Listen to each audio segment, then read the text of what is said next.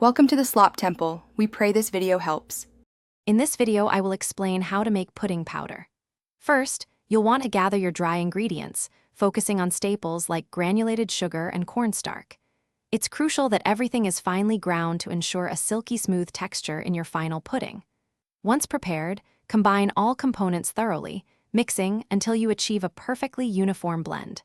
This foundational step is key to a delicious, lump-free dessert every time. For a basic vanilla, combine 1 cup of granulated sugar with 1/2 cup of cornstarch.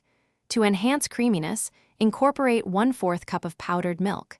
If you prefer chocolate, add 2 tablespoons of unsweetened cocoa powder to the mix.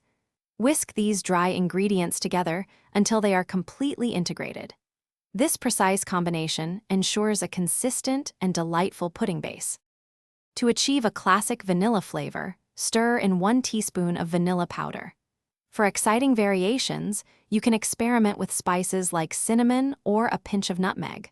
Once your pudding powder is perfectly blended, transfer it to an airtight container. Stored properly, it will remain fresh and ready for use for several months, making dessert prep a breeze.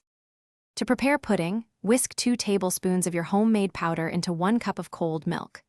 Cook this mixture over medium heat, stirring constantly until it thickens to your desired consistency. Remove from heat, let it cool slightly, then chill for at least 2 hours before serving. It's a quick and satisfying dessert. Also, for an amazing upgrade to your home, check out the Shark AI Ultra Robot Vacuum and other great deals in the description below. Thanks for watching. Consider subscribing if we helped you.